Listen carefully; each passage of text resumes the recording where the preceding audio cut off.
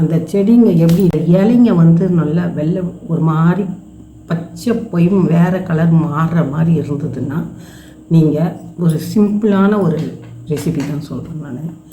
அது என்னென்னா கடுகு இருக்குது பார்த்திங்களா, நம்ம தாளிக்கிறோமே கடுகு, அது ரொம்ப கம்மி விலை தான். அந்த கடுகை எடுத்து நல்லா மிக்சியில் போட்டு அதுவும் கூட கொஞ்சம் கடலப்பருப்பு சேர்த்துக்கோங்க, உளுந்தும் சேர்த்துக்கோங்க, கொஞ்சம் கொஞ்சம் அதில் சேர்த்து மிக்சியில் போட்டு நல்லா பவுடராக அரைச்சிடுங்க.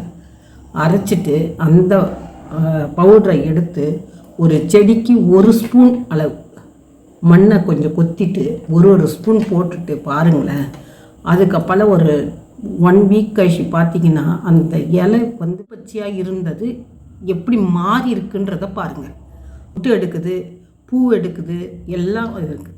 அதனால் நீங்கள் அந்த கலர் மாறி அது செடியை தெளிஞ்சிடுதுன்னா பாருங்களேன்.